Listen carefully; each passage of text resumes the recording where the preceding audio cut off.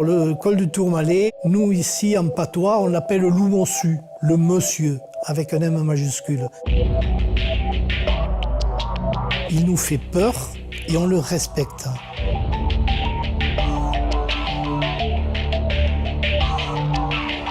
Les Pyrénées n'ont rien à voir avec les Alpes. On ne se sent pas enserré dans la montagne, si vous voulez. On prend de l'air et la route rend bien. Dans les Pyrénées, la route ne rend pas du tout.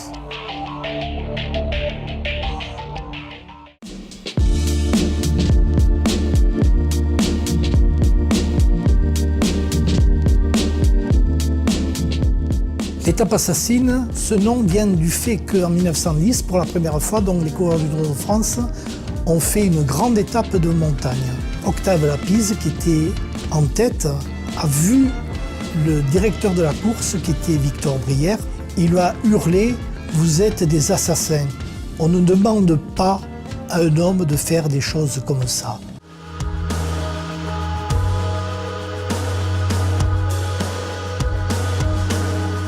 Entre le Peyresourde et le Tourmalet, il n'y a aucun kilomètre plat, il n'y a aucune vallée. On passe d'un col directement, on descend et on remonte l'autre col. Et ça, pour les coureurs, c'est très très pénible. Il y a beaucoup de gravillons, donc les descentes sont périlleuses.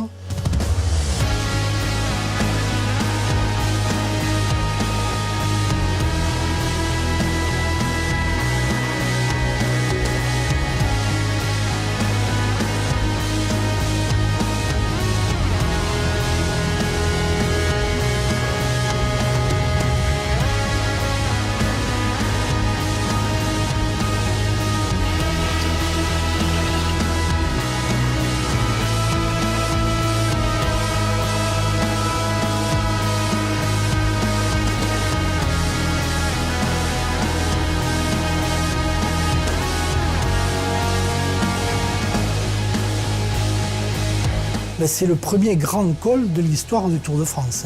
En 1910, ça a été la première fois qu'un homme à vélo montait à plus de 2000 mètres.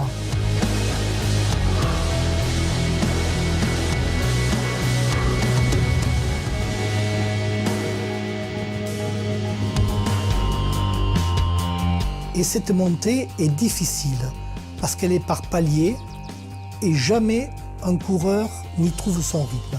Jamais.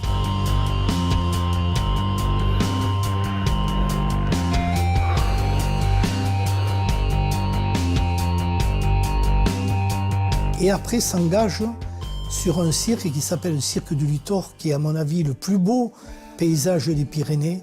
C'est d'une beauté sauvage, c'est magnifique. Closer to something true.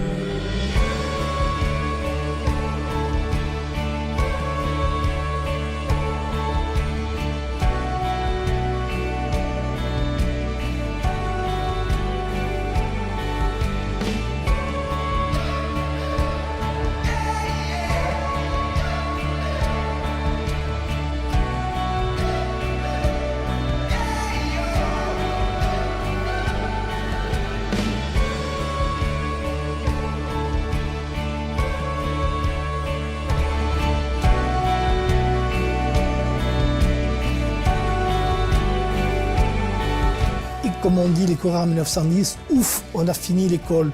En 120 km, on s'est payé 5 cols, donc 4 de première catégorie. Dur, hein, dur.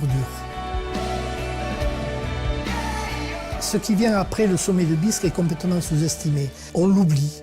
On dit, bon, ben, on est arrivé en haut d'Aubisque, on va descendre d'un col jusqu'à l'océan, donc on ne va pas pédaler. Tu vas voir.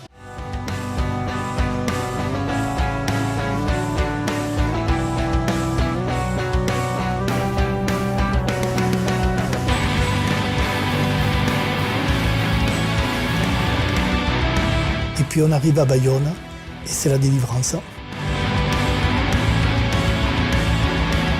Là, il va pouvoir terminer en triomphateur sur Bayonne.